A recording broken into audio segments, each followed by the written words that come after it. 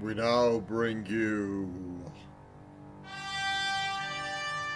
something amazing.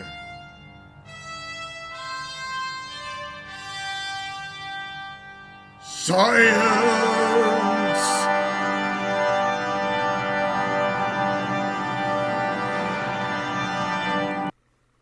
All right.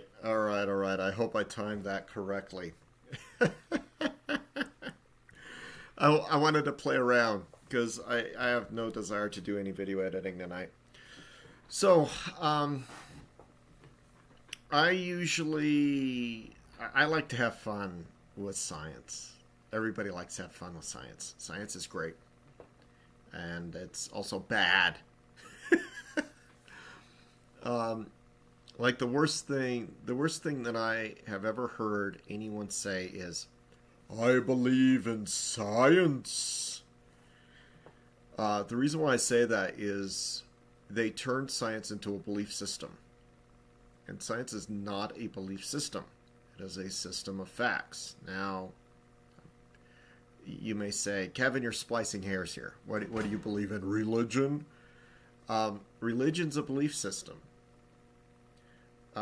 Belief systems change based off the society of the people. Science is a fact system. Science changes based off of the understanding of facts. So you have a lot of people like to paint up an eternal conflict between science and science and religion fight each other all the time. They fight each other more because they're a family. Religion formed the fundamentals of science. Religion is humanity's first attempt at science, but instead of doing it in a fact-based way, humanity did it in a way of observation and gut feelings of what's right. They then involved politics into it, as they usually do.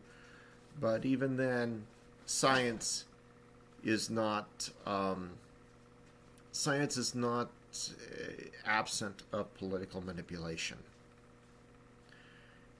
And so the first scientific thought came out of religion. Contrary to what a lot of people want to believe, it did. A lot of the greatest scientists in the world were very religious. And there are other great scientists out there who were very spiritual in a context where they did not like the system of religion, but they believed that there was something else out there.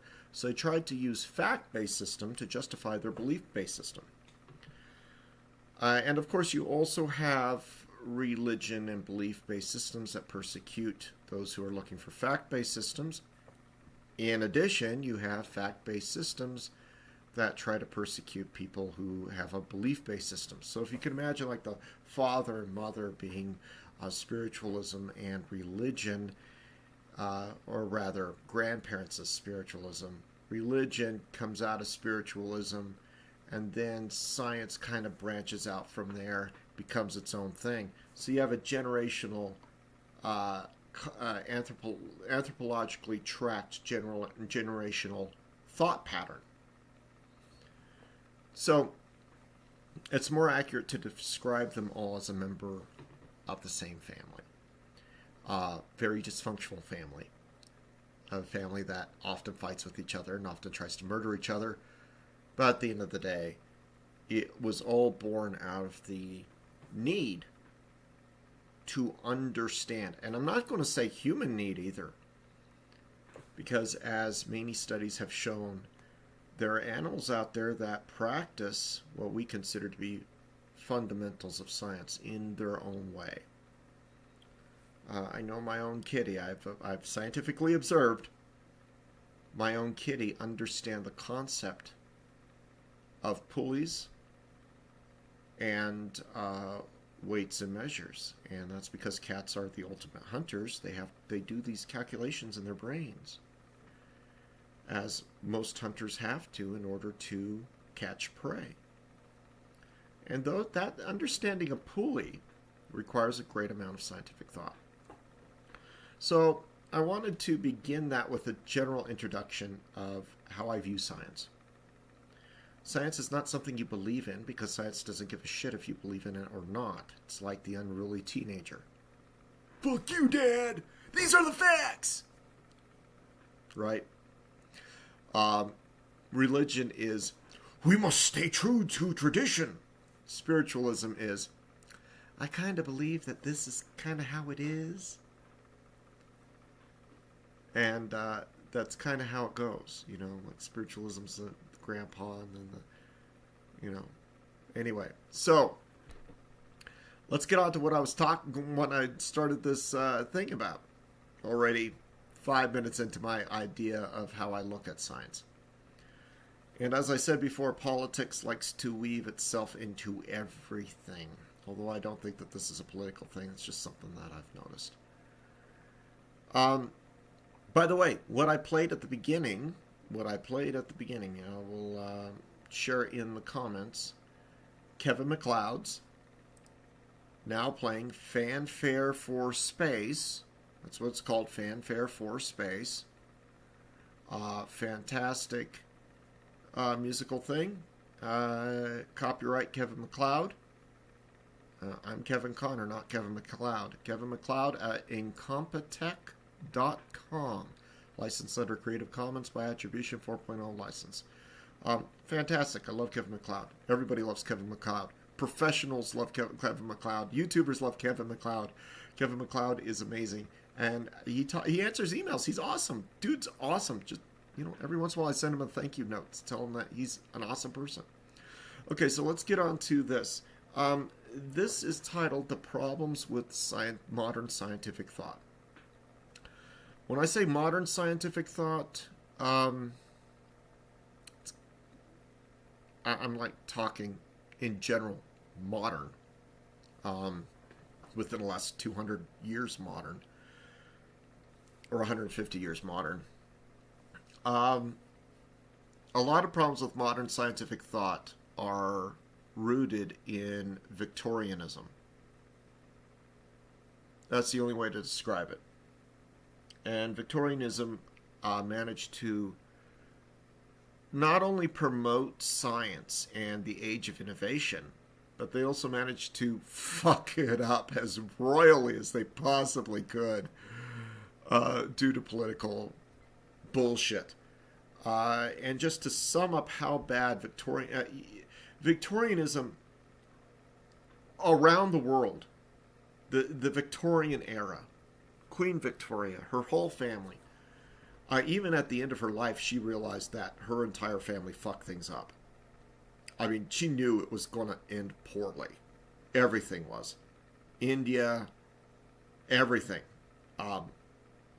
Germany. In fact, some say that she predicted 2 wars. I'm not sure if I could, agree to that, but everything that the Victorians did that was good, they matched it with something that was equally bad. And there's no way to get around that. And one of the many terrible things that Victorians did was answering things incorrectly to stop a question that they knew was complicated just because they didn't want to give the full complicated answer, and then immediately following it up with the complicated or semi-complicated accurate answer. And it's a thought process that pisses me off to the core. And I'm going to try and stay as, I don't know, it's already 10 minutes in. You can see this up there. I wonder if you guys can guess what's wrong here. And this is on our friggin' government's website. Fermilab. FNAL.gov. And it's Stephen Portes. I don't even know the guy, and I already don't like him. This is the question: do atoms have color? Dear Kelly, I'm answering the blah, blah, blah, blah, blah, blah, blah. I don't even know when this was written. 2014, 10 years ago. This was wrong 10 years ago, and he knew it. So he first says, atoms do not have color. They are clear except under special circumstances. You could not see the color of one atom or molecule, not because it's too small, but because the color of one atom would be too faint.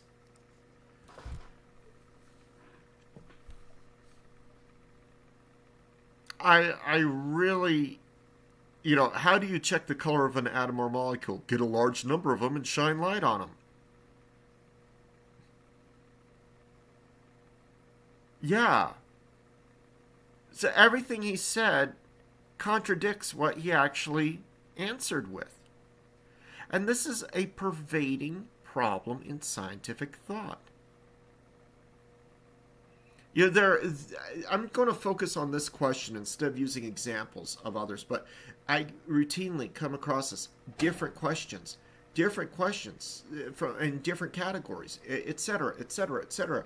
All of them, people will ask something that is essentially a complex question, requiring a semi-complex answer, and the immediate answer given by the man or woman in charge is no. Oh, but really, kind of yes. No, everything you said in the first part is wrong. You immediately discount everything you said in the first part of the sentence. I can't remember who it was. It might have even been Einstein. I can't remember who it was.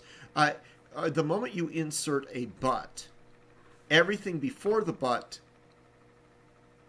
has no bearing on the on what happens after the but. So anything you say before the word but, in basic grammar, English or German or anything you say before the word but is suddenly rendered moot. And there's the word but. So to actually answer Miss Kelly Hall correctly, it's not even about this question. I just used this question when I was looking something up. And you know what? This also happens with scientists who should know better. And there's a story I'll relay in a little bit about the stupidity of rocket scientists. To prove that book smarts really ain't everything, right? You gotta have general comprehension. General comprehension. General comprehension doesn't mean it's beneath somebody who has a higher degree of education. General comprehension means you are capable of comprehending everything that you know. That's it.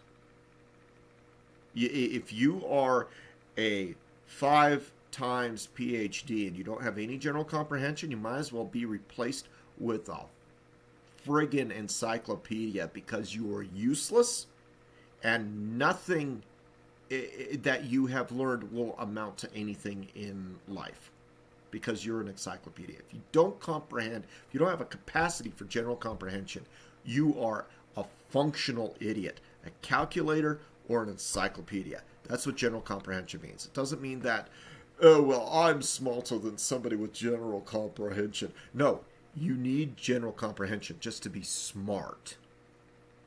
Memorizing shit that will get you a doctorate or whatever you want is not equivalent to general comprehension. Utilizing advanced skills without understanding the actual concept of those skills is a lack of general comprehension.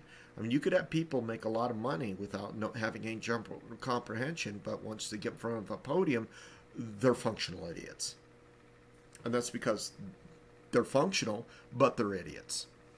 So to answer this question, I'll mark this 15-minute point. To answer this question, anything that can be perceived through light, anything, has a color. And that's because even clear is a color.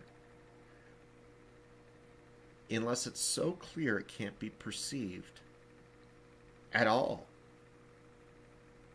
That level of clarity can't exist. Physics says it can't exist. Because a solid object cannot be so clear that light passes through it on every single possible striking point on the surface. It literally can't. So, to have perfect clarity, you have to have an absence of mass. And if you have an absence of mass, then anything can pass right through it. And you may say to me, well, Kevin, energy doesn't have mass. Energy has mass. Everything that we can perceive, that we can interact with, has mass.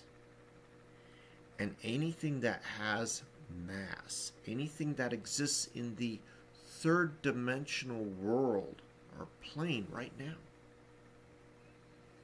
anything that we have any sort of contact with has a color. And a lot of people don't understand that. And that, it gets me. Why don't you understand? People refer to, well, it's gray. Gray has a color. It's clear. Can you see it? Well, I can see through it. Can you see it? Can you see the surface? Do you know where the surface is, or are you going to be walking into it? Oh, no, I can see a window. Okay, so you actually see it. But it's clear. Yeah, but you see it. So that clearness must have some sort of color to it. And for lack of understanding what you may want to call it, without putting it, a whole bunch of them right next to each other so you can accurately define the color, it is a color. And, maybe for lack of a better term or better understanding of what the color is, you can say that color is a clear color. But I can see it. It exists. That's a color. Clear it's actually a color. Now, the reality is there is nothing that is so clear that doesn't have any sort of tint to it. Now, it's either going to be white clear, or it's going to be a very light blue clear, or it's going to have a yellow clear to it. And if it's got other tinting, it may have any other of the primary or secondary or tertiary or any other set in the color wheel as a tint. But it has a color. Atoms, if we can perceive them, and we can, they're not imperceivable. We know they exist. They interact with the world. When you splice an atom, it really interacts with the world. It has a color. Period. Now, what color are they is a different question. What pigment is it is a different. Pigment isn't a color. Pigment is like organizes color. It transmits color. A pigment is something that is just, it's like calling something a paint or calling something a shade or whatever. Pigment isn't a color, right? If you have a blue pigment, then the pigment is actually carrying the color blue, or for use, for depositing. It's like a vehicle for color, is what you could say. So, yeah, atoms have a color. And what pisses me off so much about this answer is that he says, no, they do not have colors. Oh, but, they're actually a clear color. Oh, well, if you get a large number of them together and you put light against them, they'll give you a color. Well, then they have a color. You can't create something out of nothing. That's physics 101. You cannot create something out of nothing. If you have a large number of atoms together and they suddenly have a color, they didn't create that color. If the same exact atom, I'm not even talking about atomic structure, I'm saying exact little tiny itty bitty bitty atom, and you dump them all in a giant atom container, and you have quadruple, luple, zillion, billion, trillions to the trillion multiple, so you could actually see them, then what you're actually doing is you're seeing the singular color of one atom multiplied on a scale large enough for you to perceive it. But that atom still has that color. Because they don't magically create that color out of nothing. You're not even combining atomic structures. You're just having one little atom, light shines on them, and returns back the information saying, oh, hey, look, all these atoms together have this color, which means if you break it down, one little tiny atom is actually this color, only on a very small scale to a point where you wouldn't normally be able to perceive it, but it is there. So, atoms have a color, they have mass, they can interact with the real world. Just because they're so small, we can't actually see them. And you would have to get a bunch of them together in order to give you the color of the atom. Does not change the fact that those atoms have a color. If you got a bunch of them together and, to truly not have a color, they would have to be like some sort of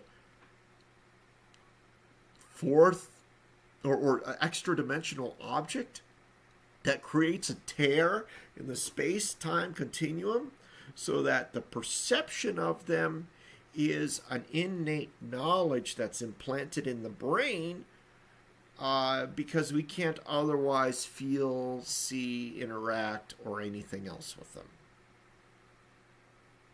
And that's basically it. That's my 25-minute rant. Atoms have a color. A similar rant that I had was, what's the color of the air? Or rather, the sky, not the air, the sky. The sky is blue. Actually, no, the sky isn't blue because the sky is an abstract concept. What you see is, so the sky would actually be something that's got no color to it at all.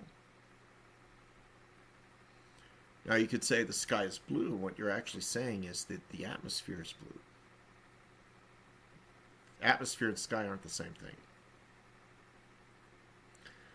The sky is an abstract concept of anything that's overhead. Or just the concept of what is above you is the sky.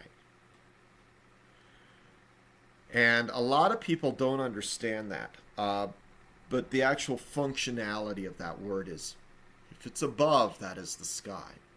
And if you read a lot of science fiction, you'll run across that concept being displayed, especially if you do something like underneath the earth or whatever. Oh, the sky. Well, actually, that's not really the sky from my perspective, Mr. Mole Man. Oh, you're from the surface. Oh, the sky is open for you. It's not open for us. See, now we would call that a ceiling. So sky is actually an abstract concept without a real presence, because anything can be considered to be a sky, but the sky is not beholden to those things.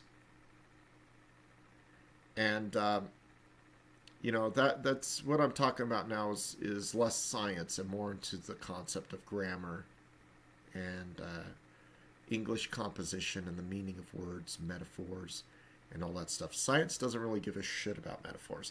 Science really cares about facts and not linguistic interpretation, unless you are trying to merge or build a bridge between science and linguistic interpretation.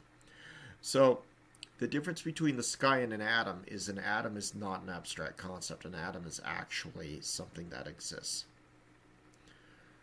The sky is an abstract concept that contains things, or might be comprised of things that actually exist.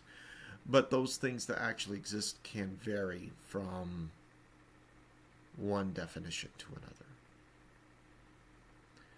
So, atoms have colors. We just might not see them. Just because we don't see them doesn't mean they don't have colors. I mean, this guy's logic and reasoning is as stupid as, let's pretend that there's a blind scientist, right, who is trying to define whether or not something has a color. And there was a wonderful Patreon. The something project. I'm going to have to look that up again. Let's see here. Let's see if I can find it. I'll look in a different web browser so I don't disturb that.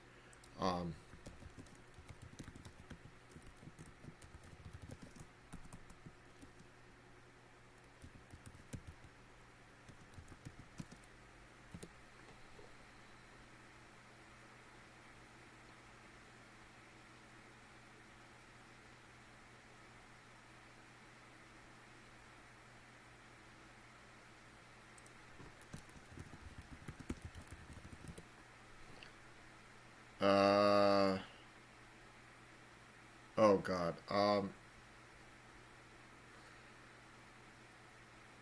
God, I feel so stupid. I don't even know.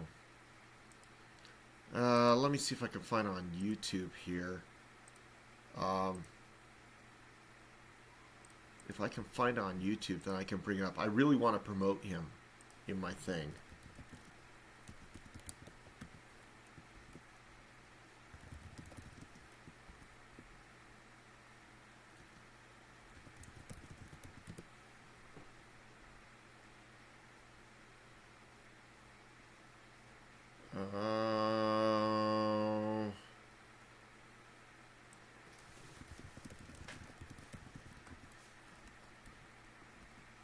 See if I can find it here. Oh, I'm sorry, not project. Here it is. I stared at the Tommy Edison experience. Here, I'll go ahead and post it. This guy is fantastic. If you really want to understand the limitations or the actual, I just want to promote this guy. Stared at the. Here it is. He's amazing. Tommy Edison experience really goes into definitions of words. Like color doesn't really have any meaning to him at all. And for basically the reasons that I said here. And the concepts of metaphors or abstract ideas, abstract concepts, perceptions and everything, if you want to learn something about communication and perception in the real world, visit this guy's site. And maybe think a little bit about what I said. Like the sky. What is the sky? It's an abstract concept. Abstract concepts do not have color. Parts of that concept that are grouped together can have color. And on and on and on. Anyway, I'm promoting the Tommy Edison experience. I think he's fantastic. And somehow I went from complaining about scientists to talking about color and to also talking about Tommy Edison and him being an awesome guy. I hope you enjoyed this little video, and take care. Love you all. Bye.